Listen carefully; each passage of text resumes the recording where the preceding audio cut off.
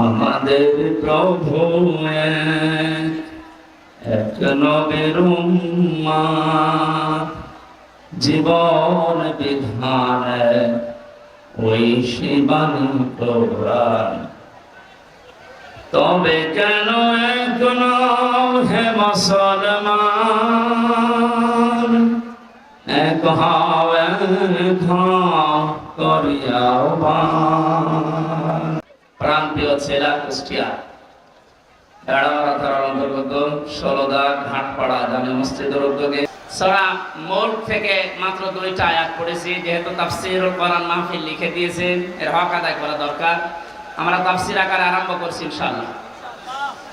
জবান ভরে কোরআনের সোনালী আয়াত এবার পড়েন। আউযু বিল্লাহি মিনাশ শাইতানির রাজিম, বিসমিল্লাহির রহমানির রহিম। তাবারাকাল্লাযী বিয়াদিহিল মুলকু ওয়া হুয়া আলা কুল্লি শাইইন কাদির। সূরা মুলক কোন সূরা? মুলক শব্দের শাব্দিক অর্থ রাজত্ব। মুলক মানে কি? আল্লাহ রাব্বুল আলামিন সূরা মুলক নাযিল করে 30টা আয়াত দিয়েছেন, 3টা রূপ দিয়েছেন। এর প্রথম 2টা আয়াতে আল্লাহ নিজের পরিচয় তুলে ধরছেন, নিজের বড়ত্ব, মহত্ব, আমিত্ব। কারণ আল্লাহ পাক নিজের বড়ত্ব তুলে ধরতে পারে, তাছাড়া দুনিয়ার কোন সৃষ্টি তার নিজের বড়ত্বের পরিচয় তুলে ধরতে পারে না। এই গুণটা শুধুমাত্র আল্লাহর। কারণ অহংকার করা, বড়ত্ব করা এটা আল্লাহর চাদর, ইজার। কেউ যদি অহংকার করে, বড়ত্ব দেখায়, সে যেন আল্লাহর চাদর নিয়ে টানাটানি করে। হাদিসে কুদসি, পৃথিবীর কোন সৃষ্টি যদি আল্লাহর চাদর নিয়ে টান দেয়, আল্লাহ তাকে জমিনে আছাড় দিয়ে অপমান করে। এর বাস্তব প্রমাণ এই 5 তারিখের আগে জালিমরা ধরাকে সারা জ্ঞান করে এমন কোন বিষয় নেই, বিভাগ নেই যেখানে ওরা অহংকার আর তাকাব্বুরি, বড়ত্ব দেখায়নি। আল্লাহ পাক ধরেছেন এমন কায়দায়, ওয়ালাহুম আযাবুম মুহিন। আল্লাহ বলেন জালেমদেরকে যখন আমি ধরি, এই মানুষগুলোকে অপমানজনক শাস্তির একেবারে নিম্নে পৌঁছিয়ে দেই। কত বড় অপমান আল্লাহ করেছে এই কালামানিককে, বিসি পর্যন্ত উড়ে গেছে। তার কি দেখাবে আল্লাহ? যেদিন ওর বিসি উড়ে যায়, সেই দিন আমি শুকরিয়া আদায় করেছি, মাবুদ এই লোকটা বিচার ব্যবস্থায় থাকতে যত অবিচার করেছে, অত মানুষ ছিল না, একটা টাটকা জানোয়ার ছিল। ওর কারণে যত মানুষ বিনা কারণে দুনিয়া থেকে বিদায় নিয়েছে, মরণের আগে ওই রকম কঠিন শাস্তি ওরে তুমি দিও। একটা দিন যাচ্ছে, ওর শাস্তির মাত্রা বাড়ছে। এখন হাসপাতালের বেডে দেখেন পড়ে আছে। বেশি যেহেতু নেই, বাকি জিনিসগুলোর অবস্থাও মনে হয় নড়বড়ে। কথা বলে না কেন? জালেমদের আল্লাহ এভাবে ধরে, মরতে দেরি হবে জালেমদের। কোরআনে কারীম জানাচ্ছে, লাহুম মিন জাহান্নামা মিহাদু ওয়া মিন ফাওকিহিম গাওয়াশ ওয়া কাযালিকা নাজজিস যালিমিন। সূরা আরাফের 41 নম্বর আয়াত। আল্লাহ পাক বলেন এই মানুষগুলোকে, হে নবী আপনি যখনই কবরে রাখবেন এই জালেমদের, ওদের কবরের উপরে আমি আল্লাহ জাহান্নামের আগুনের পোশাক দিয়ে দেব, বিছানাটাও হয়ে যাবে জাহান্নামের আগুনের। কারণ এইভাবে করে আমি জালেমদেরকে একটার পরে একটা শাস্তি দিতে থাকি।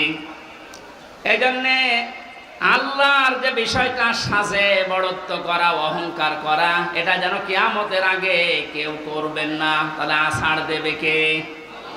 আরো জোরে বলেন কে? আল্লাহ আছাড় দিতে পারে না? পারে না? বলেন। আরো দেখবেন কি আছাড় দেবে আপনাকে। আর 5 তারিখের আগেও আপনার যে দাপট ছিল, 5 তারিখে বিকাল 5টা বাজতে বাজতে আল্লাহ একেবারে মাটির সাথে মিশিয়ে দিয়েছে। ওনার বাড়ি দেখতে গিয়েছিলাম, সে দেখি ইট খুলে খুলে নিয়ে মানুষ চলে যাচ্ছে। ওর পরের দিন 6 তারিখে আমার অনুষ্ঠান ছিল ঝিনাইদা। শুনলাম ওখানে এক জালেমকে উলঙ্গ করে পিটিয়ে মেরে টাঙিয়ে রেখেছে। একটা মানুষের উপরে কত ঘৃণা জন্মালে লাশ পর্যন্ত পিটিয়ে টাঙিয়ে রাখতে পারে বলেন তো? এখানে এমন কোন জীবন যেন আমরা গঠন না করি যে পৃথিবীর কেউ কোনো আফসোস করে না আমি মারা গেলে। ফামা বাকাত আলাইহিমুস সামাউ ওয়াল আরদু ওয়া মা কানু মুনজারিন। এই পৃথিবীতে এমনও মানুষ বিদায় নেয়, তার জন্য আকাশও কাঁদে না, জমিনও কাঁদে না, ইন্না লিল্লাহ কেউ পড়ে না। আমাদের জীবন আমরা এভাবে তৈরি করব না। আল্লাহ এই জন্য বড়ত্বের কথা দিয়ে আরম্ভ করলেন, তাবারাকাল্লাযী বিয়াদিহিল মুলক। আল্লাহ বলেন বড়ত্ব বরকতময়, সম্পদশালী, শক্তিশালী, সব কিছু আমি আল্লাহর কুদরতি হাতের ভেতরে। ওয়া আলা কুল্লি শাইইন কাদির, সব কিছুর উপরে একচ্ছত্র ক্ষমতা আমি আল্লাহর, আর কারণে এ বিশ্বাসটা যার ভেতরে যত বেশি জন্ম নেবে সে তত বেশি বিনয়ী হবে। আর এই বিশ্বাস যার ভেতরে যত বেশি কম থাকবে ওই মানুষগুলো তত উগ্র হবে। কথা বলেন ঠিক কিনা? আল্লাহ আমাদের এই বিশ্বাসটা যেন হযরত ওমরের মতো ভরপুর করে দেন, বলেন আমিন। তাবারাকা শব্দটা দিয়ে আল্লাহ আরম্ভ করলেন কেন? মানুষ যে সমস্ত বিষয়ে আল্লাহকে দোষ দিতে পারে, সমস্ত দুর্বলতা, অক্ষমতা, দোষ, যত রকমের আয়েব আছে সব থেকে আমার আল্লাহ নিজে মুক্ত, পবিত্র। এজন্য তাবারাকা দিয়ে তিনি আরম্ভ করেছেন আয়াতটা। আল্লাহ নিজের পরিচয়, বড়ত্বের কথাগুলো মানুষকে শোনাচ্ছিলেন, হঠাৎ করে আলোচনার ধরন পাল্টিয়ে ফেলেছেন। এবার আল্লাহ আরম্ভ করলেন মানুষের জীবন সংক্রান্ত বিষয় নিয়ে। আল্লাযী খালাকাল মাউতা ওয়াল হায়াতা লিয়াবলুয়াকুম আইয়ুকুম আহসানু আমালা ওয়া হুয়াল আজিজুল গফুর। রব্বুল আলামিন বলেন তিনি সে আল্লাহ এতক্ষণ যার বড়ত্বের, মহত্বের, বিশালত্বের কথা শুনছিলেন, যেটা বলে কোনোদিন কিয়ামতের আগে আর শেষ করা যাবে না। এত বড় আল্লাহ, সব দিকে তার ক্ষমতা আছে, চলছে, চলবে ইলা ইয়াউমিল কিয়ামা, কিয়ামত পর্যন্ত। এবার আল্লাহ আস্তে করে আলোচনার ধরন পাল্টিয়ে তিনি বললেন তিনি সে আল্লাহ যিনি তোমাদের মউত আর হায়াত বানিয়েছেন, যেন তিনি পরীক্ষা করতে পারেন তোমাদেরকে, তোমাদের ভেতরে কে সবচাইতে বেশি ভালো কাজ করে তার কাছে যেতে পারে। ওয়াল আজিজুল গফুর, তিনি হচ্ছেন আজিজ এবং গফুর। এই ছিল বাংলা অর্থ। এবার আসেন আমরা ব্যাখ্যার দিকে যাচ্ছি। আল্লাহ বানিয়েছেন সর্বপ্রথম মানুষের মউত, তারপরে হায়াত। আল্লাহ হায়াত না বলে আগে মউতের কথা কেন দিলেন? মুফাসসির লিখেছেন তাফসিরে, মানুষকে আল্লাহ এটা স্মরণ করাতে চেয়েছেন, পৃথিবীর মানুষেরা তুমি যত উপরে ওঠো না কেন এ কথা সব সময় মনে করবা, স্মরণ রাখবা যে তোমার মরা লাগবে। এজন্য আল্লাযী খালাকাল মাউতা দিয়েছেন। 2 নম্বরে বলা হায়াতা, তোমাদের হায়াত আমি আল্লাহ বানিয়েছি। তাফসিরে মুফাসসির দিয়েছেন হায়াত প্রধানত 5 প্রকার। কয় প্রকার? 1 নম্বরে আমরা একটা হায়াতে ছিলাম, আলমে আরওয়ার হায়াতে, জগতে আমরা বসবাস করেছি। ওখান থেকে আল্লাহ আমাদেরকে পাঠিয়েছেন আলমে বুতুন, মায়ের পেটের জগতে। এরপরে আমাদেরকে এখানে দিয়েছেন আলমে দুনিয়া, এই পৃথিবীর জগতে। এরপরে আরেকটা জায়গায় নিয়ে যাবেন আলমে বারজাখ, কবরের জগতে। এরপরে সর্বশেষ একটা জগৎ আরম্ভ হচ্ছে, শুরু হবে, শেষ হবে না, আলমে আখিরাত। তাহলে মওত আল্লাহ আগে দিয়েছেন স্মরণ করাতে যে বান্দা চাই করো মরা লাগবে। হায়াত আল্লাহ 5 প্রকার বানিয়ে 2টা আমাদের থেকে বিদায় নিয়েছে, সামনে 2টা আছে, আমরা মাঝখানেরটায় আছি। এখান থেকে বোঝা যায় সামনে পেছনে যেহেতু 2টা চলে গেছে, সামনের 2টা হায়াত আমাদের কাছে মাস্ট বি, বারজাখ আর আখিরাত আসবে। কথা বলে ঠিক কিনা? যেহেতু মাঝেরটায় আছি, এ জগতের কাজ হচ্ছে লিয়াবলুকুম, তিনি তোমাদেরকে পরীক্ষা করতে চান। আইয়ুকুম আহসানু আমালা, তোমাদের ভেতরে সবচেয়ে বেশি ভালো কাজ করে কে আসতে পারে। কুষ্টিয়াবাসী খুব খেয়াল করেন আল্লাহর এই কথাকে, তিনি কিন্তু বেশি বেশি কাজ চাননি, তিনি চেয়েছিলেন ভালো কাজ। কি কাজ?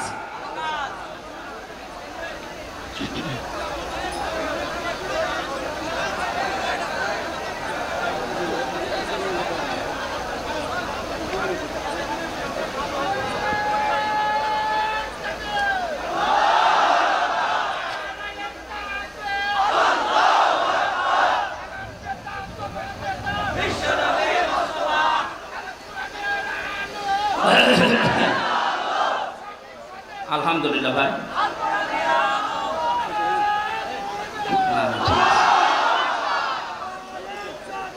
কুষ্টিয়াবাসী একটু খেয়াল করেন তো, তাফসীর মাহফিলে তাফসীর শোনার জন্য মন দিয়ে যারা বসে আছেন, 2টা জগৎ চলে গেছে অলরেডি, আর একটা জগৎ 2টার সামনে আছে। মাঝখানেরটায় আল্লাহ যেটা দিলেন আহসানু আমালা, আল্লাহ বেশি কাজ চান না, তাহলে আকসারু আমালা দিতেন। আল্লাহ দিয়েছেন আহসানু, ইসমে তাফসীর, আমি সবচেয়ে ভালো কাজটা চাই, বেশি কাজ চাই না। বাস্তবে আয়াতের পুরা উল্টা। এই 15.5 বছরে আপনি দেখেছেন বহু কাজের হাতে দিয়েছে, কিন্তু কোন কাজগুলো ভালো হয়নি। কুষ্টিয়ার মেডিকেল কলেজের দিকে তাকান, হওয়ার আগেই ভেঙে পড়ে গেছে। এটা বানিয়ে বললাম? আমি জেলখানায় থাকতে যুগান্তর পত্রিকায় যেই দিন দেখেছি যে বানানোর আগে, উদ্বোধনের আগে পড়ে ভেঙে গেছে। আপনার অত বড় কাজের আঞ্জাম দেওয়া কি দরকার? কাজটা ভালো করে করেন। আল্লাহ বেশি কাজ চান না, আল্লাহ কি চান? আরো জোরে বলেন। কাজটা ভালো হওয়ার জন্য 2টা শর্ত। 1 নম্বরে দেখা লাগবে ওর ভেতর আল্লাহর বিধান আছে কিনা। 2 নম্বরে দেখতে হবে বিশ্ব নবীর জীবনে এরকম কাজ ছিল কিনা।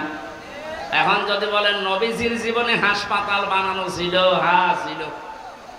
বিশ্ব নবী মুহাম্মদুর রাসূলুল্লাহ মানবতার সেবায় যে কাজগুলো করেছিলেন ওই জামানায়, আপনি তার জীবনীতে দেখবেন। এই যে মিডিয়ার কথা এসেছে আজকে আসার সময় বলছিল, এই জন্য মনে পড়ছে আমি বলছি।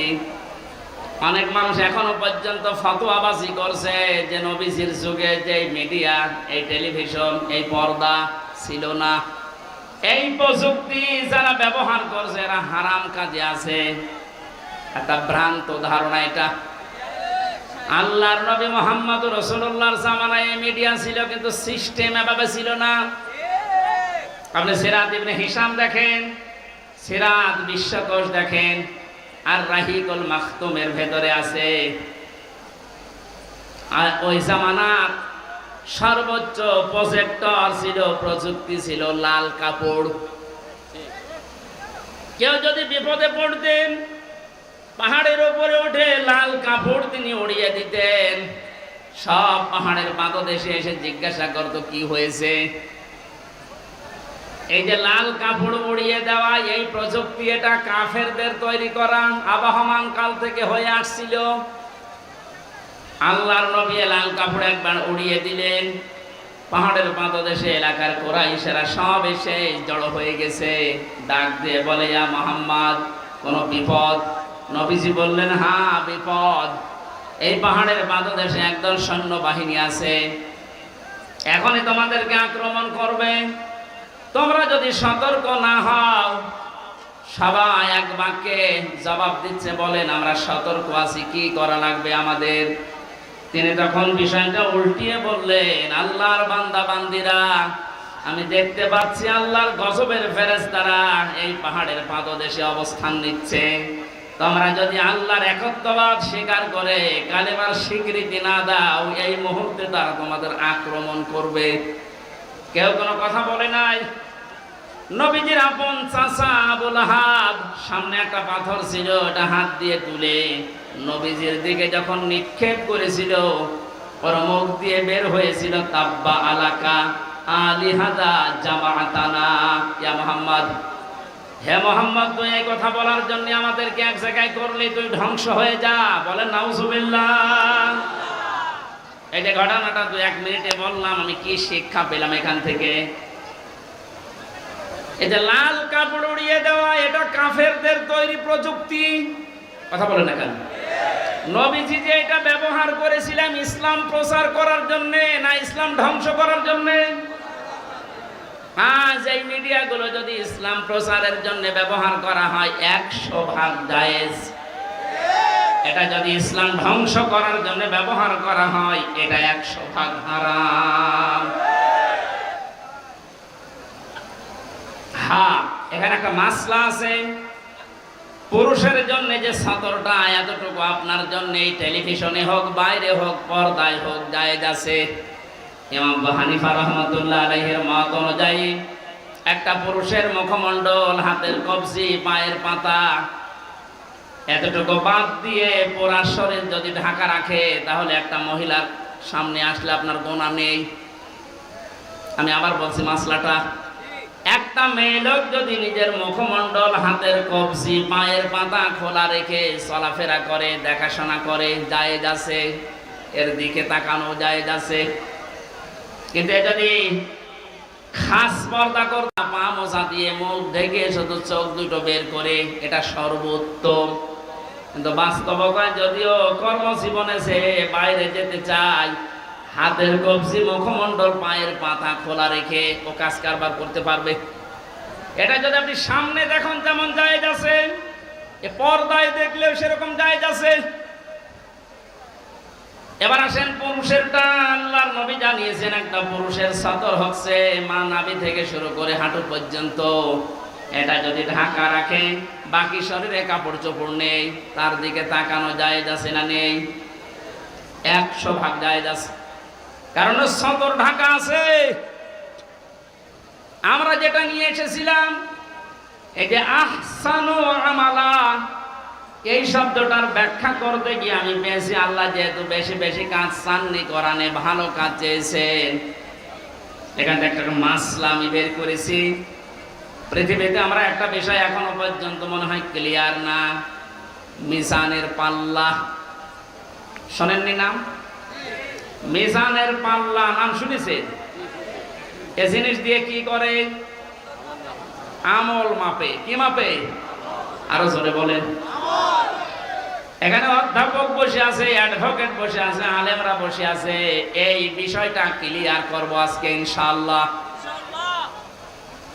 কোরআনে কারিমে মাপার যন্ত্রের যে সমস্ত নাম আমরা পেয়েছি, ফাআম্মা মান সাকুলাত মাওয়াজিনুহু ফাহুয়া ফি ঈশাতির রাদিয়া ইলা আখিরি আয়াত।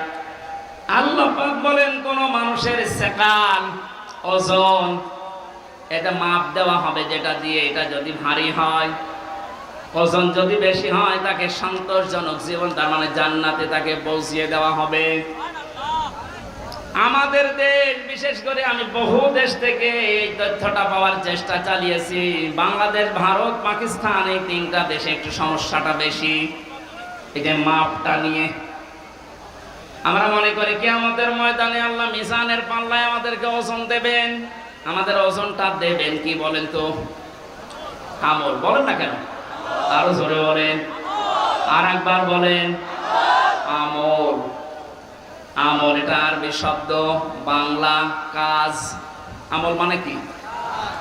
এ পর্যন্ত বুঝেছেন কিনা বলেন? আমল মানে কি? আরো জোরে বলেন। এবার আমার প্রশ্ন অধ্যাপক সাহেবের কাছে, পৃথিবীর প্রতিটি জিনিস পরিমাপ করার জন্য আলাদা আলাদা যন্ত্র আছে। আমি যদি বলি স্যার এই স্টেজটা একটু মেপে দেন, এটা দাড়ি পাল্লায় তুলে দেবে। কি দিয়ে মাপবে? ফিতা দিয়ে। বলেন বলেন। যদি এখন বলি যে 1 কেজি চাল মেপে দেন, ওটা ফিতা দিয়ে মাপবে? কি দিয়ে বলেন? এই যে এখানে পানি আছে, এই পানি যদি ওনারে মাপতে দেয়, উনি ফিতা দিয়ে মাপবে? এটার জন্য লিটার আছে, সিসি আছে, কথা বলেন না কেন? দুনিয়ায় যত জিনিস দেখবেন, প্রতিটি জিনিস পরিমাপ করার জন্য আলাদা আলাদা যন্ত্র আছে। আপনি যে এতক্ষণ বলছেন যে কিয়ামতে আল্লাহ মাপবে, আমল কি মাপবে? আমল মানে বলেন, কাজ মাপতে হয় দাড়ি পাল্লা দিয়ে, যে 5 কেজি কাজ। বলেন, আপনি বলেন। এই ধারণাটা আজ নিরসন করা লাগবে। ভুল ধারণায় আছি আমরা। এটা যদি আমার মনে হয় ক্লিয়ার হয়, অনেক বিষয় আপনার সামনে আজ স্পষ্ট হবে যে না, এগুলো আসলে ভ্রান্ত ধারণায় ছিলাম।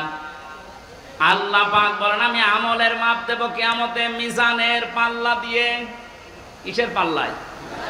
মিজান মানে না, আপনি কোন অভিধানে পাবেন না মিজান মানে দাড়ি পাল্লা। মিজান মানে মানদণ্ড। মিজান মানে কি? আমাদের হাইকোর্টের সামনে দেখবেন একটা দাড়ি পাল্লা টাঙানো আছে, ওটার নাম কি? ওটা সরকার টাঙিয়ে রেখেছে দুই দিকে সমান সমান, নাকি একদিকে একটু ঝুলিয়ে আছে? দুই দিকে সমান কেন? সরকার দেশের জনগণকে বোঝাতে চায় এদেশের ইউনিয়ন থেকে শুরু করে জজ কোর্ট, হাইকোর্ট পর্যন্ত যদি কোনো বিচার না পাও, এই সুপ্রিম কোর্টে আসলে ন্যায় বিচার পাবা। এটা ন্যায় বিচারের প্রতীক। দাড়ি পাল্লা কিসের প্রতীক? আমাদেরকে যেহেতু আল্লাহ মাপবেন, আপনি বলছেন আমল। আমল মানে কাজ। আর এখানে কোনো পাগলেও বিশ্বাস করবে না কাজ মানুষ দাড়ি পাল্লাই তুলে দেয় যে 8 কেজি কাজ। এ কথা বলে না কেন? কাজ মাপার জন্য আলাদা কোনো যন্ত্র আছে? কাজ মাপে মানুষ কি দিয়ে? সে মানদণ্ডটা কি? সিসি দিয়ে মাপে না, লিটার দিয়ে মাপে না, ফিতা দিয়ে মাপে না, গজ দিয়ে মাপে না, কেজি দিয়ে মাপে না। কাজ মাপতে হলে লাগে গুরুত্ব। কি লাগে? কাজ মাপতে হলে গুরুত্ব লাগে। এই কাজটা গুরুত্বপূর্ণ এবং গুরুত্বহীন। যতগুলো ইবাদত আল্লাহ দিয়েছেন, 550-র উপরে ইবাদত আমি পেয়েছি। প্রতিটি ইবাদতের ভেতরে কিছু গুরুত্বপূর্ণ জিনিস আছে, আর কিছু ইবাদতে গুরুত্বহীন জিনিস আছে। এই যে আজকের এই প্যান্ডেলটা, এটার গুরুত্বপূর্ণ বিষয় হচ্ছে খুঁটি আর সামিয়ানা। কথা বলছেন? এখানে গুরুত্বহীন অনেক জিনিস আছে। এই যে এটা, এই টেবিল, এই লাইট, এই যে ফুল ঝুলছে, এই ক্যামেরা, এগুলো না হলে কেউ স্টেজ বলবে না, বলবে না? কিন্তু খুঁটি আর সামিয়ানা না থাকলে স্টেজ বলবে।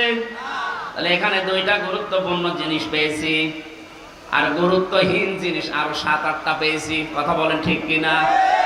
আল্লাহ পাক কোরআনে কারিমে যেগুলো গুরুত্বপূর্ণ দিয়েছেন, ওগুলোর একটাও যদি আপনি না মানেন, বিশ্বাস না করেন, গুরুত্বহীন যত কাজ করেছেন ওগুলো যদি দুনিয়া ভর্তি করা হয়, দাড়ি পাল্লা, মানদণ্ড, গুরুত্ব যাই ওজন করেন, সব শূন্য, জিরো হবে। এবার উদাহরণ একটা একটা করে সেট করছি, দেখি মেলে কিনা। আমরা যারা নামাজ পড়ে আসলাম, এশার নামাজের ভেতরে বাইরে মিলে ফরজ ছিল কয়টা? আর জোরে 13টা ফরজের 12টা ফরজ অধ্যাপক শহীদুল ইসলাম আদায় করেছে, একটা আদায় করেনি। ওনার নামাজের সওয়াব হবে 12টা। কয়টা হবে? কিচ্ছু হবে।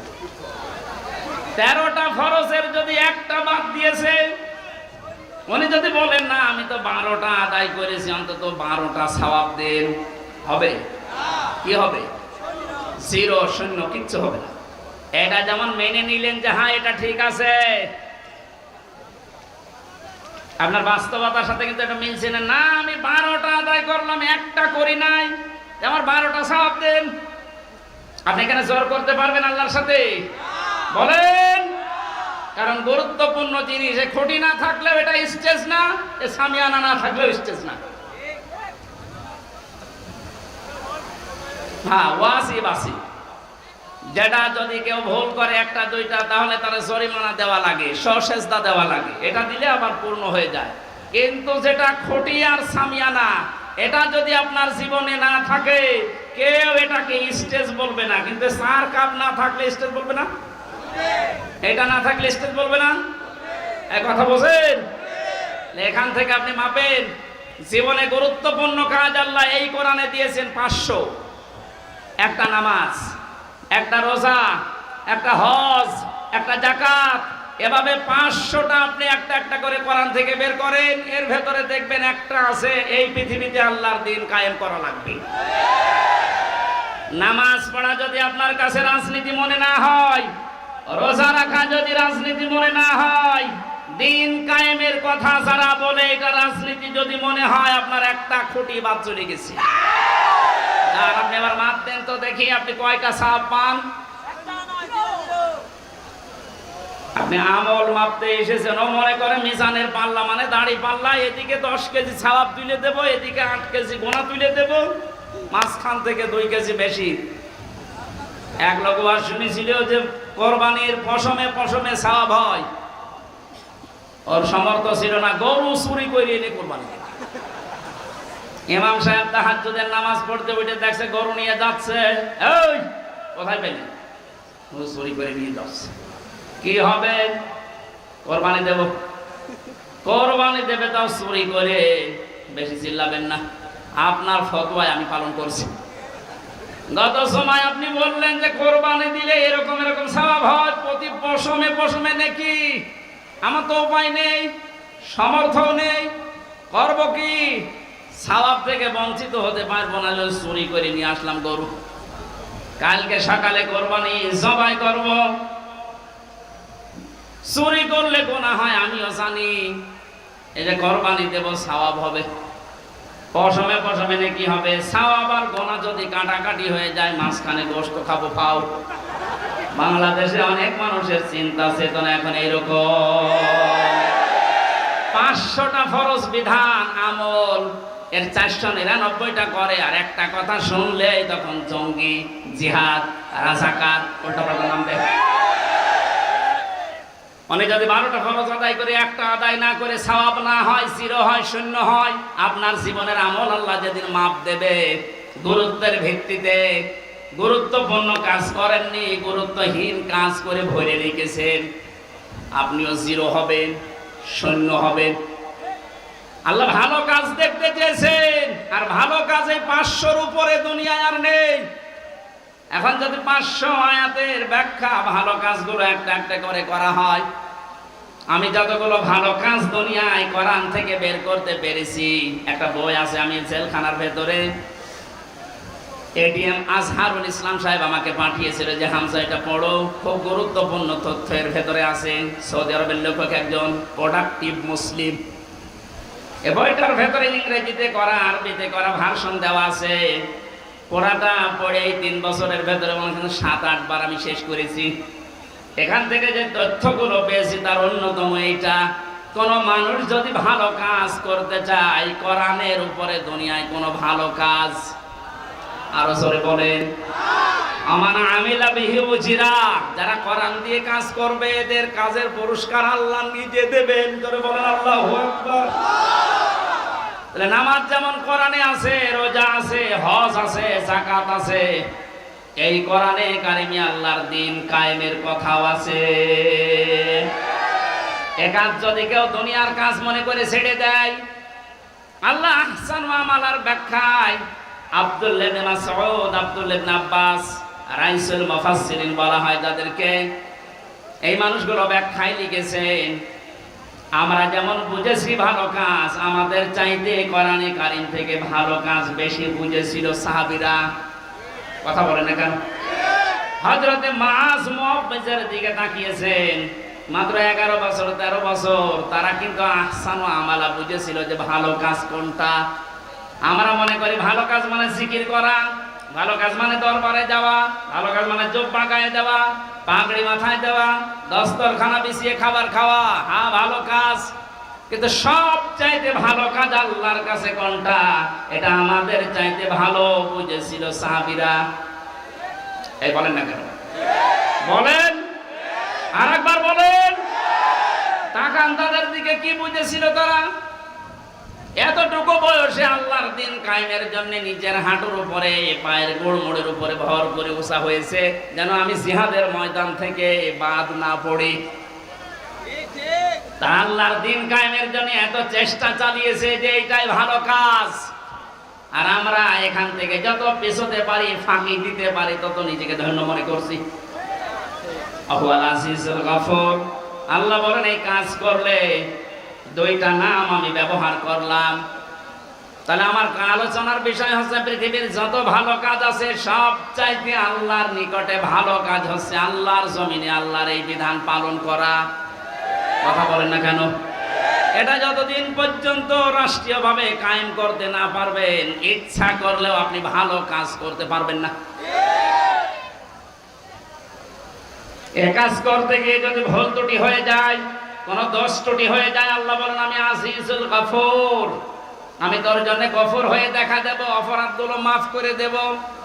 আর যদি ফাঁকি দেওয়ার চেষ্টা চালাও, মানুষকে ধোঁকা দিয়ে বোকা বানিয়ে আমি আল্লাহকেও যদি ধোঁকা দিতে চাও, আমি কিন্তু আজিজ, পরাক্রমশালী।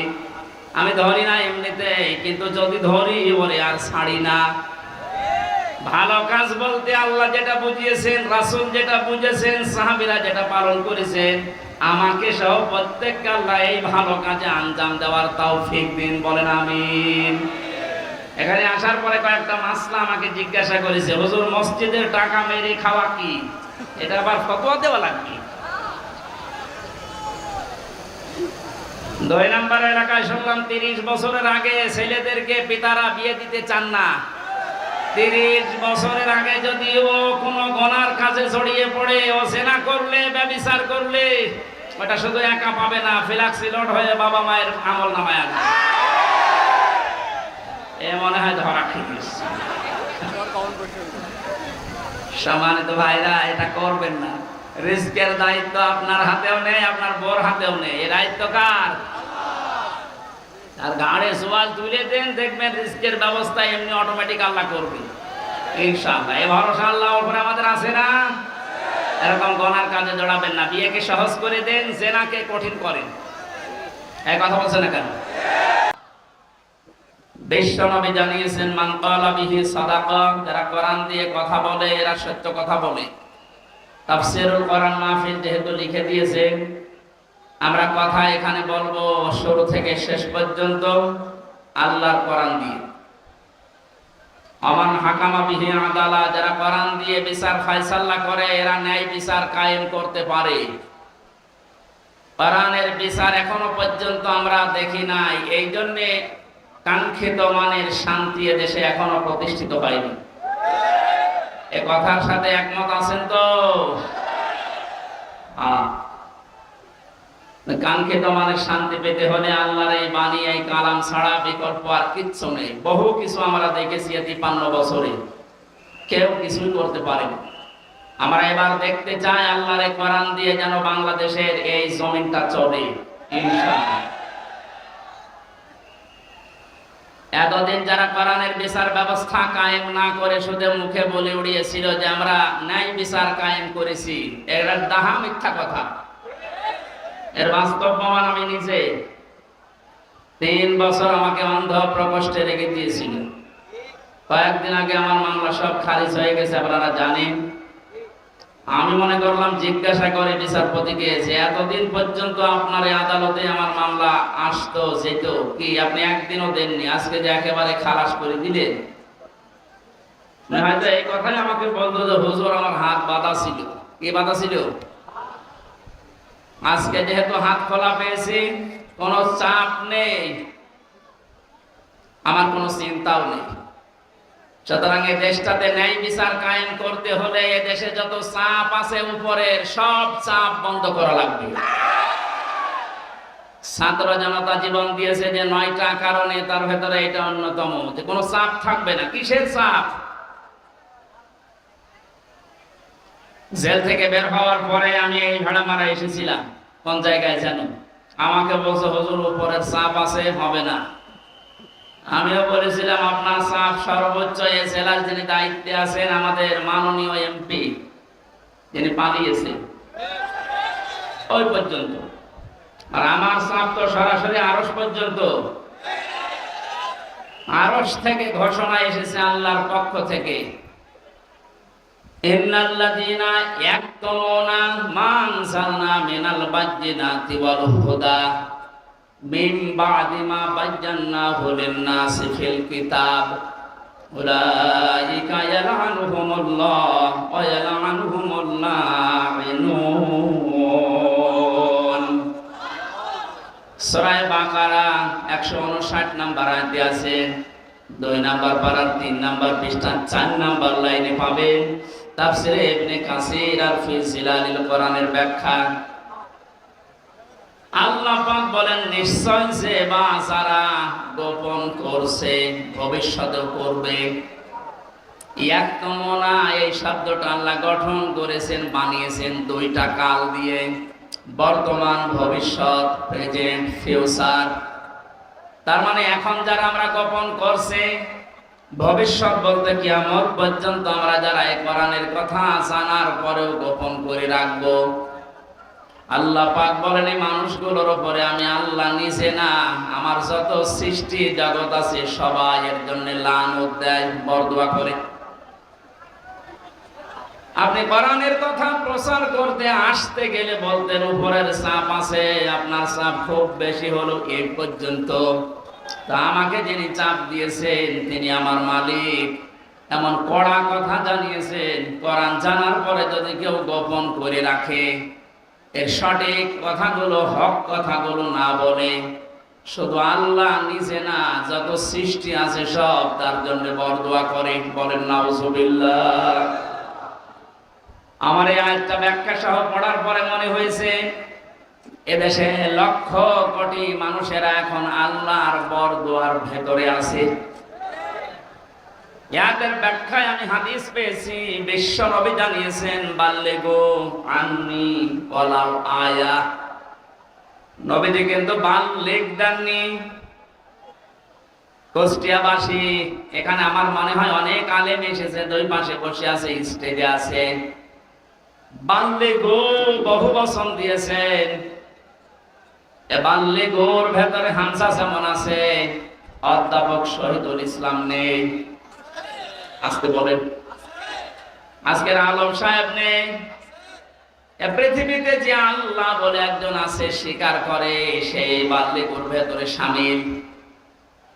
তোমরা প্রচার করো সবাই মিলে, আন্নি, আমার পক্ষ হতে, ওয়ালাউ আয়া, যদি একটা আয়াত তোমাদের জানা থাকে। প্রাণ প্রিয় কুষ্টিয়াবাসী, আপনাদেরকে আমি বাঁচাতে চাই। কোরআনের চোখ লাগিয়ে দেখতে পাচ্ছি এই হাদিসটা কিয়ামতে আমাদের বিরুদ্ধে যাবে। সবাই মিলে দায়িত্ব পালন করো, যে যতটুকু জানো, যতটুকু জানা আছে ওইটাও দুনিয়ায় জীবিত থাকতে পৌঁছিয়ে দাও। এ ঘোষণা কার? রাসূলের। কার? আল্লাহর আদেশ মানা যেমন ফরজ, রাসূলুল্লাহর আদেশ মানা কি? বলেন বলেন। নবীজির আদেশ মানাও ফরজ, কারণ তাকে আল্লাহ শারিআ বানিয়েছেন, শরীয়ত প্রণেতা। তিনি যদি হ্যাঁ বলতেন, তামাম দুনিয়ার মানুষের জন্য এটা হালাল। যদি না বলতেন, তামাম দুনিয়ার মানুষের জন্য এটা হারাম হয়ে যেত। এত বড় পাওয়ার দিয়েছিলেন আল্লাহ পাক নবীকে, পৃথিবী থেকে শুধু পা তুললে আসমানে চলে যেতেন। নবীজি একবার হাতের আঙ্গুলে ভাবে ইশারা দিয়েছিলেন, তার সম্মানে আল্লাহ আকাশের চাঁদ পর্যন্ত 2 টুকরা করে দিয়েছেন। বলেন আলহামদুলিল্লাহ। এত বড় পাওয়ার যে নবীকে দিলেন, তার কথা ছিল সবাই মিলে পৌঁছাবা, কেউ যেন বাকি থাকবা না। একটা আয়াত যদি তোমার জানা থাকে ওইটাও জীবিত থাকতে পৌঁছিয়ে দাও আমার উম্মতদের কাছে। বিদায় হজের ভাষণের সময় নবীজির সামনে মাত্র 1,14,000 কম বেশি এরকম সাহাবী ছিল। নবীজি জানিয়েছিলেন, আজকে যারা উপস্থিত আছো, যে মানুষগুলো আমার সামনে নেই, কিয়ামত পর্যন্ত দুনিয়ায় যারা আসবে, আজকের এই 27টা পয়েন্টের কথাগুলো সব মানুষের কাছে পৌঁছিয়ে দেবে। সেই দায়িত্বের ভেতরে আমার যেমন, আপনি যতটুকু জানেন আপনারও ওই রকম। এটা ফরজ মনে করে যদি আজ আমরা সবাই এই দায়িত্বটা নামাজের মতো পালন করতাম, যে যতটুকু জানি আমি প্রচার করব, বাংলাদেশে কোরআনের অনুষ্ঠানে কেউ বাধা দেওয়ার সাহস পেত না। কে বাধা দিত তখন? সবার দায়িত্ব এইটা। হামজার হয়তো একটু আয়ত্ত বেশি আসে কোরআনে, এজন্য বেশি প্রচার করবে। আপনি কিছু না হলেও কিছু তো জানেন। আপনি যদি জানেন যে কুল হুয়াল্লাহু আহাদ, এইটাই প্রচার করা আপনার নামাজের মতো ফরজ। এ পর্যন্ত বোঝাতে পেরেছি? এক কথা বলেন না কেন? আজকে থেকে দায়িত্ব শুধু আলেমদের। বলেন, যে যতটুকু জানেন ওইটাই প্রচার করবেন, তাহলে এই দেশে কেউ আর কোরআন প্রচারে বাধা দেওয়ার সাহস দেখাবে না ইনশাআল্লাহ। আমরা আল্লাহ এবং তার সৃষ্টি জগতের বরদোয়া থেকে, গজব থেকে, লানত থেকে বেঁচে থাকতে পারবো। পক্ষান্তরে অপর পৃষ্ঠায় আল্লাহ জানিয়েছেন, কোরআনে কারিমের জ্ঞান থাকার পরে যদি কোনো মানুষ দুনিয়ার কোনো স্বার্থ পেয়ে সিদ্ধির কারণে গোপন করে রাখে, আমান আসলামু মিম্মান কাতামা শাহাদাতান ইনদাহু মিনাল্লাহ ইলা আখিরি আয়াত। সূরা বাকারা প্রথম নাম্বার পারার 20 নাম্বার পৃষ্ঠার 13 নাম্বার লাইনের 140 নাম্বার আয়াতের প্রথম অংশে আছে। এটাই ইবনে কাসিরে পাবেন। আমি ব্যাখ্যা সহ বলতে গেলে অনেক সময় লাগবে, এই জন্য সামারাইজ করে করে শেষ করছি। আসলাম দিয়েছেন আল্লাহ, এটা সুপারলেটিভ ডিগ্রি বলা হয় ইংরেজিতে। এর চাইতে ভয়ঙ্কর শব্দ আর নেই আরবিতে।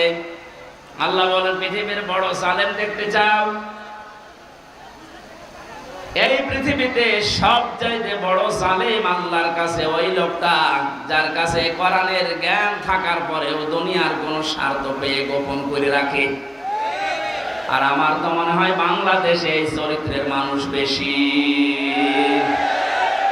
এ জেলায় নেই, এখানে হাত তোলেন তো।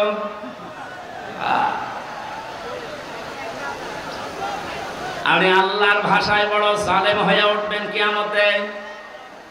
আমি সেদিন মিরপুরে জালেমের ব্যাখ্যায় বলেছিলাম, জালেম এই শব্দটা এত ঘৃণিত আল্লাহর কাছে, আল্লাহ নিজে জালেমদের বিরুদ্ধে মামলা দায়ের করবে।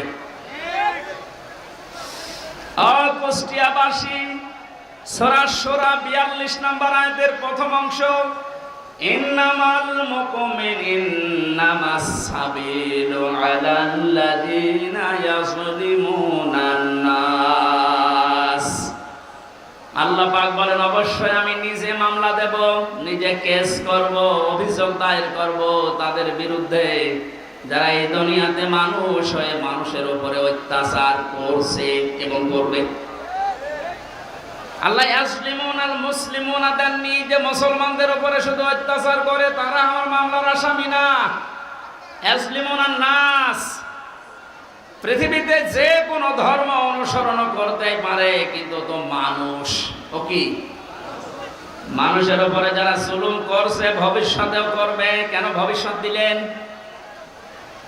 আল্লাহ জালিম না দিয়ে ইয়াসলিমুন দিলেন কেন? পৃথিবীতে এখনো অনেকে জুলুম করছে, এমনকি পৃথিবীতে অনেকে এখনো টার্গেট নিয়ে আছে ভবিষ্যতে জুলুম করবে। এটা আমি বেশি বলে ফেললাম। অনেকে যে জুলুম করবে তার ভাবসাব দেখে বোঝা যাচ্ছে। জালেমরা তো পালিয়েছে। জালেমের পরে 5 তারিখ থেকে আজকের এই 9 তারিখ, 1 মাস 4 দিনে আমরা অনেককেই জুলুমের সাথে জড়িত হতে দেখে ফেলেছি। এখনই যদি আপনি জুলুম শুরু করেন, থালা হাতে পেলে কি করবেন? সুতরাং আপনি থামেন। যারা জুলুম করছেন তাদের সর্বোচ্চ নেতা বারবার ওখান থেকে ভিডিও বার্তা পাঠাচ্ছে যে থামেন।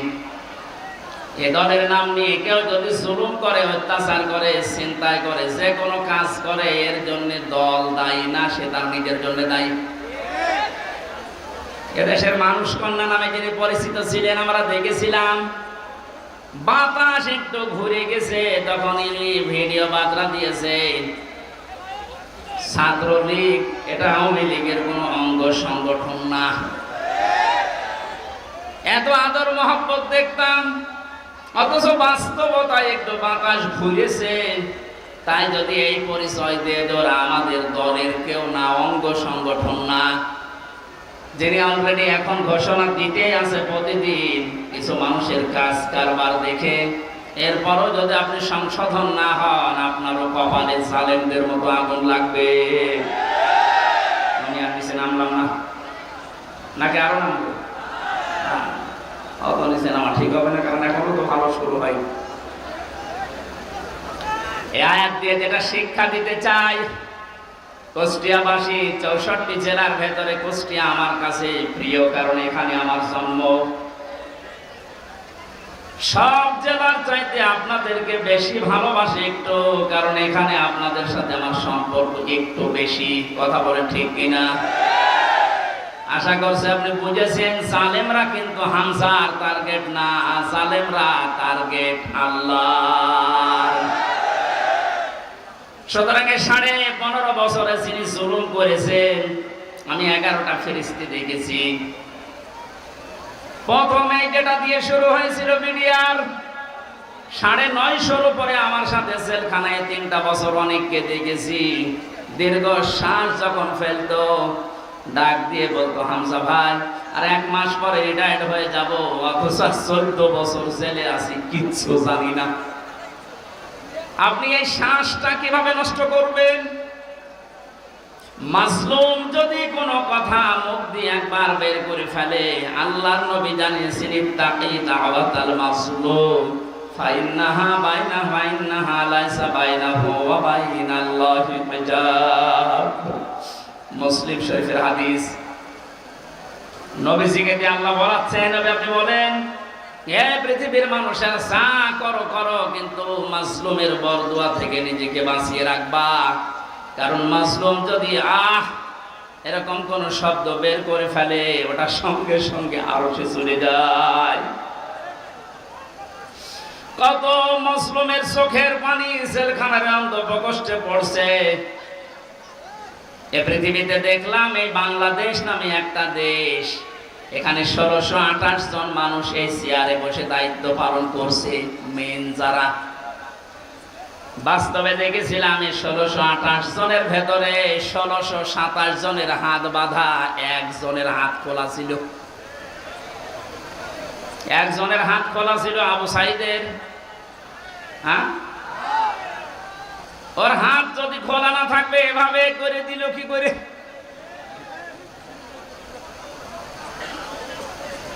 হাইকোর্টের বিচারপতি পর্যন্ত যদি বলে যে না, হামজার মামলা, মামুনুল হকের মামলা হবে না, উপরের নির্দেশ, তোর চেয়ারে বসে থাকার দরকার, কিন্তু ভ্যান চালা। আপনি বলেন, একটা হাইকোর্টের বিচারপতি যদি একথা বলতে পারে, বিচার ব্যবস্থা কিভাবে বাধা ছিল আপনি টের পাচ্ছেন?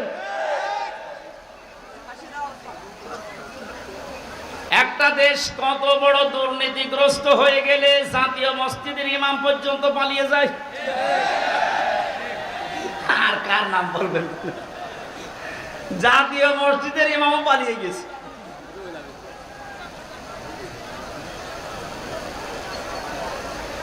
কুষ্টিয়াবাসী, আমি আবার বলছি যে মানুষগুলো এই 1628 জন, এদের দোষর যারা, সব আল্লাহর মামলার আসামি।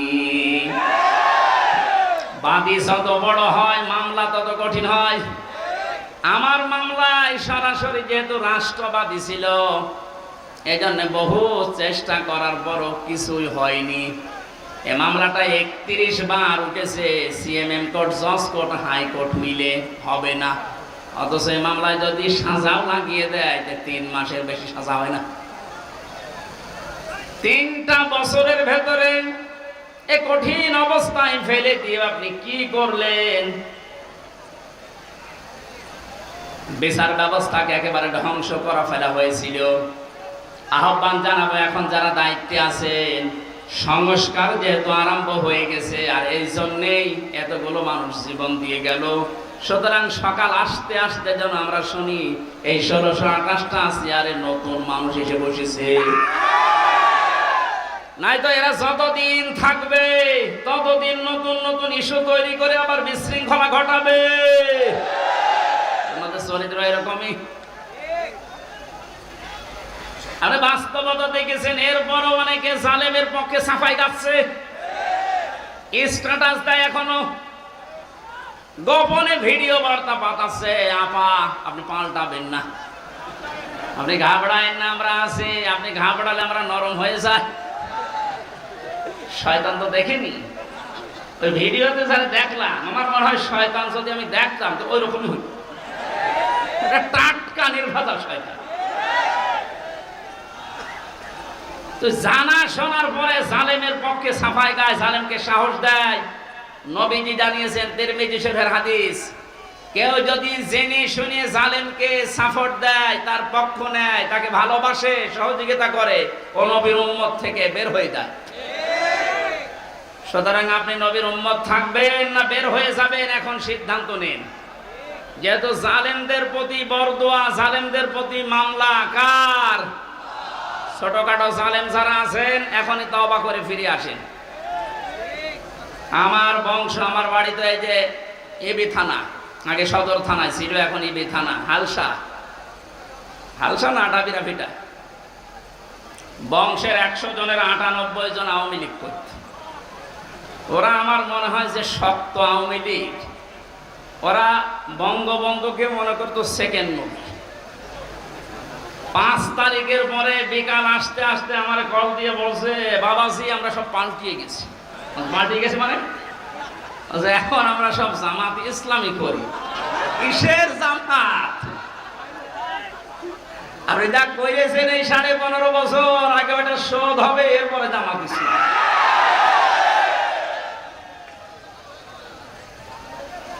না তারপরেও এরা যাক সেকেন্ডে পাল্টিয়েছে, শুনিয়েছে। এজন্য যারা ছোটখাটো জালেম আছেন, হালকা পাতলা, আপনারা আশা করছি ফিরে আসবেন। নয়তো মৃত্যুর গড়গড়ানি শুরু হলে জালেমদের কিন্তু আর কালেমাও নসিব হবে না। বেঈমান হয়ে আবাদান চিরকালের জন্য জাহান্নামে থাকা লাগবে। কথা বলে ঠিক কিনা? অন্তত অন্য জেলায় যাই হোক, আমার জেলা জাহান্নামে যাবে, আর আমি সারা দেশে আমি ঘর ছেয়ে বেড়াই, আর আমার ঘরের ঘর নেই। না, এটা করা যাবে না। আমি আহ্বান জানাচ্ছি, আপনাদের বিবেককে কাজে লাগাবেন। জালেমদের পক্ষে আমরা কোনোদিন ছিলাম না, ইনশাল্লাহ সামনে কিয়ামত পর্যন্ত এই বাংলাদেশে জালেমদের পক্ষে আমরা থাকবো না ইনশাল্লাহ। কোরআনে কারিমের অনুষ্ঠানে যেহেতু এসেছি, কোরআন কিভাবে মানুষের কাছে উপস্থাপন করা লাগে এ ধরন আল্লাহ শিখিয়েছেন কোরআনে। ওইভাবে বলবো নাকি মন মতো বলবো? কোরআনে কারিম কিভাবে আপনি মানুষের সামনে উপস্থাপন করবেন, বর্ণনা দেবেন, 1500 বছর আগে আল্লাহ পাক ওটা আমাদেরকে শিখিয়েছেন। কিতাবুন উনজিলা ইলাইকা ফালা ইয়াকুম ফি সাদরিকা হারাজুম মিনহু লিতুনদিরা বিহি ওয়া যিকরা লিল মুমিনিন। বলেন আল্লাহু আকবার। সূরা আরাফ 8 নম্বর পারা 10 নম্বর পৃষ্ঠার 1ম নম্বর লাইনের 2 নম্বর আয়াত। এটা তাফসীরে ফি জিলালিল কোরআনে ব্যাখ্যা আছে, সাইয়্যিদ কুতুব লিখেছেন। আল্লাহ পাক বলেন, নবী এই যে একখানা কিতাব, এটা আপনাকে আমি দিলাম। এটা যখন মানুষের সামনে আপনি বর্ণনা দেবেন, ব্যাখ্যা করবেন, তাফসীর করে শোনাবেন, 2টা বিষয় খেয়াল করবেন। হারাজুম মিনহু লিতুনদিরা বিহি লিসাদরিকা, আপনার মনের ভেতরে যেন কোনো সন্দেহ, সংশয়, দ্বিধা, দ্বন্দ্ব, ভয়, ভীতি এগুলো আপনার মনে যেন না ধরে। কোরআন এই দেশে, এই পৃথিবীতে মুমিনদের জন্য উপদেশ। এর ভেতরে হারাজন শব্দের ব্যাখ্যাটা ইম্পর্টেন্ট। এইদিকে তাকান। হারাজনের ব্যাখ্যায় আমি দুইটা অর্থ পেয়েছি। হে নবী, আপনি যখন কোরআনের কথা বলতে যাবেন, অনেক মানুষ আছে না বোঝার কারণে আপনার উপরে মন খারাপ করতে পারে। এরকম মানুষ নেই দেশে? কথা বুঝতেছে? কোরআন যেভাবে আল্লাহ উপস্থাপন করেছেন, যেভাবে তিনি বর্ণনা দিয়েছেন, ওই ফোর্সে যদি বর্ণনা দেওয়া হয়, অনেক মানুষের সীমিত জ্ঞানের কারণে ওই বক্তব্য বুঝবে না। সেটা উল্টাপাল্টা ধারণা আপনার উপরে আসতে পারে যে হুজুর মনে হয় রাজনীতি করছে। এরকম ধারণা দেশে নেই। দ্বিতীয় নম্বরে, আবহমান কাল থেকে এমন এমন নিয়ম নীতি মানুষ ইবাদত মনে করে পালন করে আসছে, যেটা আসলে ইসলামে নেই, কোরআনে নেই, হাদিসে নেই, কিন্তু মানুষ ইসলাম মনে করে পালন করে আসে। আপনি কোরআনের ব্যাখ্যা দিলে ওইগুলো টিকবে না, তখন ওই মানুষগুলো আপনার প্রতি মন খারাপ করবে। এর বাস্তব প্রমাণ এই যে মাজার আছে না, কি সার মাজার জানো? সে যে সাহেব কোথায় পেয়েছেন এসব মাজার? কিছু মানুষের মাজারের প্রতি এত মহব্বত, আমার মনে হয় বিশ্ব নবীর উপর এত মহব্বত নেই। কিয়ামতের ময়দানে দুই প্রকার মানুষকে আল্লাহ সব চাইতে বেশি অপমান করবেন। তার এক নম্বরে দুনিয়ায় যারা মাজারের খাদেম ছিল, আরে কুষ্টিয়াতে দুই জায়গায় খাদেম বেশি, গোলাপ শাহ, লালন শাহ। আর জায়গা পান না খেদমত করার। কথা বলে না কেন? মাজার কেন্দ্রিক যদি ইসলাম হতো, এই পৃথিবীতে সর্বোত্তম মাজার হচ্ছে মুহাম্মদ রাসূলুল্লাহটা। ওখানে তো কাউকে আমি কোনোদিন টাকা দিতে, মোমবাতি দিতে, আগরবাতি দিতে দেখি না। কোন কারণে আপনি এখানে এই সমস্ত কাজ কারবার করেন? লা তাত্তাখিদুল কুবুর মাসাজিদা, কবরকে সেজদার জায়গা বানিও না। অথচ লালনের মাজারে যে দেখেন এখনো অনেকে সেজদায় পড়ে আছে। এইটা আমি একদিন গিয়েছিলাম, কিভাবে শিরিক চলছে। কোরআন দিয়ে হাদিস দিয়ে বললে বাংলাদেশে 48,000-এর মাজার, একটাও টিকবে না। আজকে দেখলাম দুইটা মাজার অলরেডি বড় বড়, যেগুলো সবচাইতে বেশি ইনকাম হতো, দেওয়ানবাগি আর ওদিকে 8 রশি ভেঙ্গে গুড়িয়ে দিয়েছে। শিরিক যে দেশে চলে, ওই দেশে আল্লাহর রহমতের দৃষ্টি আল্লাহ তুলে নেয়। আমার তো মনে হচ্ছে যেভাবে দেশ থেকে এখন শিরিক আস্তে আস্তে আরম্ভ হচ্ছে দূর হওয়া, আল্লাহর রহমত এই দেশটা আল্লাহ ভরে দেবে ইনশাআল্লাহ। কোন মৃত মানুষের প্রশংসা করা 3 দিনের উপরে জায়েজ নেই। ভালো করে শোনেন, আমি বানিয়ে বলছি। যত আপনজন হোক, মারা গেলে 3 দিনের পরে আপনি আর শোক পালন করতে পারবেন না। 3 দিন পরে শোক পালন করা জায়েজ নেই কারো কেউ মারা গেলে। হ্যাঁ, বিধবা মহিলা স্বামী মারা গেলে সর্বোচ্চ 3 মাস 10 দিন বিবাহ ছাড়া থাকতে পারবে। আপনার কি আত্মীয় হয় গোপালগঞ্জের ওই লোক? কবে মারা গেছে এতদিন পর্যন্ত আপনার শোকই যায় না।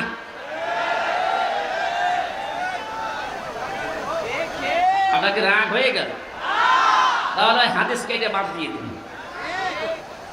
আমি তো গোপন করলে আমার সমস্যা হবে, কিয়ামতে আমার জিহ্বা কেটে দেবে। কথা বলেন। আমি আপনাকে বাঁচাতে চাচ্ছি, যেহেতু ইবাদত 1 দিন 2 দিন 5 দিন না। ওয়া'বুদ রাব্বাকা হাত্তা ইয়াতিয়াকাল ইয়াকিন। সূরা হিজরের 99 নম্বর আয়াত, 14 নম্বর পারার 5-6 নম্বর পৃষ্ঠা 4-5 নম্বর লাইনে আছে। আল্লাহ বলেন ইবাদত করবা 2 দিন 5 দিন না, যতদিন মরণ না আসে ততদিন। এটা যদি একটা ইবাদতের কথা বলছি, শোক পালন করা জায়েজ নেই 3 দিনের উপরে। এখানে ইমাম হোসাইন মারা যাওয়ার পরে আজও যারা শোক পালন ছাড়েন না, আপনি ইসলামে নেই। এটা একটা বেদাত। এক কথা বলেন এখানে, আপনার মহব্বত ইমাম হোসাইনের প্রতি এত বেশি যে হাই হোসেন করে পিঠের চামড়া তুলে ফেলছেন।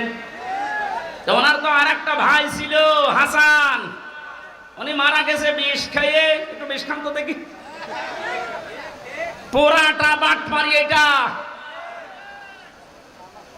ইমাম হোসাইনকে নিয়ে যদি এই মানুষগুলো আবেগ দেখি এরা বাটপারের পর্যায়ে পড়ে, পৃথিবীতে ইমাম হোসাইনের পর আর কে এত দামি থাকতে পারে যে তার জন্য আপনাকে বছরে বছরে মাসে মাসে দিনে দিনে সব পালন করা লাগবে? এটা ইসলাম না।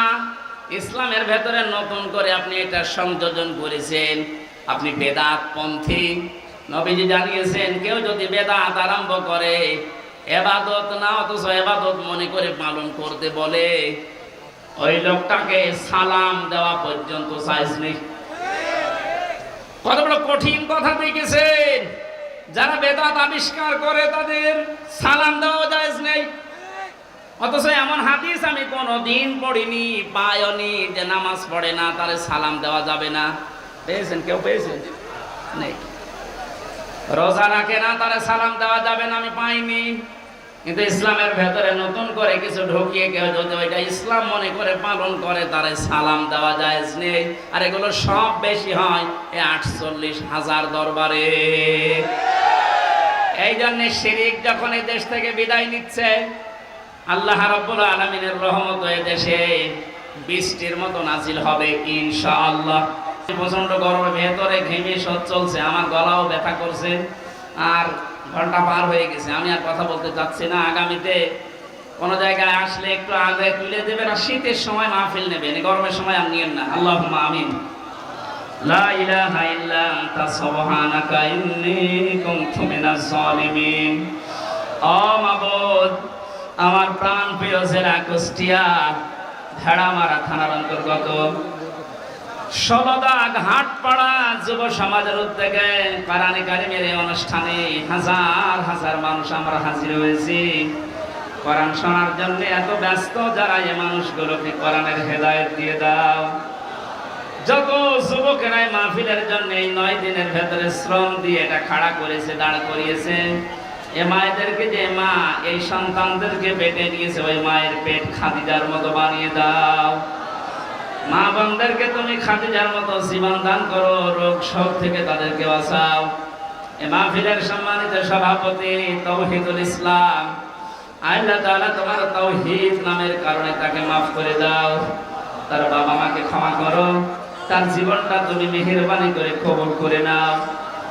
এ মাহফিলের প্রধান অতিথি আমাদের জাতীয় সংসদ সদস্য, সাবেক বাংলার কৃতি সন্তান, বীর মুক্তিযোদ্ধা, হাজার হাজার ছাত্রের উস্তাদ অধ্যাপক শহীদুল ইসলাম, তার জীবনের ভালো কাজগুলো কবুল করে নাও।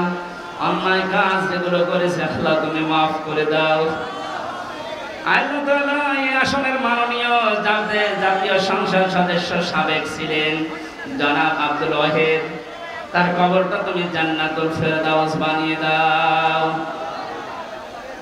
যত মানুষ এলাকায় মাটির নিচে আছে, যারা ঈমান নিয়ে আছে, মাফ করে দাও রব্বুল আলামিন। আমার প্রাণ প্রিয় জেলা কুষ্টিয়া, এখানে কোনো জালেম জানোয়ার বসবাস করতে না পারে আল্লাহ তুমি তাদেরকে দেখো। বাংলার জমিন থেকে যেভাবে তুমি জালেম বিতাড়িত করেছো, কিয়ামতের আগে কোনো জালেম জানোয়ার চেয়ারে বসতে না পারে। আমাকে মুক্ত জীবনে যখন ফিরিয়ে দিয়েছো, আমার কণ্ঠটা তুমি ছেড়ে দাও। কোরআনের কথাগুলো সহজ সরল ভাষায় বলার তৌফিক আমাকে ভিক্ষা দাও। বারাকাল্লাহু লানা ওয়া লাকুম ফিল কোরআনিল আযীম। আহসানু আমালার ব্যাখ্যায় তুমি যেগুলো জানিয়েছো, সব চাইতে বড় ভালো কাজ তোমার দৃষ্টিতে তোমার দিন কায়েম করা, জীবনের শেষ দিন পর্যন্ত এই কাজে জড়িত থাকার তৌফিক দাও। বারাকাল্লাহু লানা ওয়া লাকুম ফিল কোরআনিল আযীম। এদেশটা দ্বিতীয়বার স্বাধীন করার জন্য যারা জীবন দিয়ে গেল, আল্লাহ ছাত্র ভাইদের, ছাত্রী বোনদেরকে তুমি শাহাদাতের মর্যাদা দিয়ে দাও। যারা অসুস্থ আছে এদেরকে শেফায়ে কামিলা আজেলা নসিব করো। সারা জীবন অপরাধ করে জীবনটা নষ্ট করে ফেলেছি, আমাদের অপরাধের দিকে তাকিও না, তোমার রহমতের দিকে গফফার নামের খাতিরে আমাদের সবাইকে তুমি মাফ করে দাও। কখন কার কাছে আশ্রয় তুমি পাঠিয়ে দাও আমরা জানি না, মরণ আসার সঙ্গে সঙ্গে যেন বলতে পারি লা ইলাহা ইল্লাল্লাহু মুহাম্মাদুর রাসূলুল্লাহ।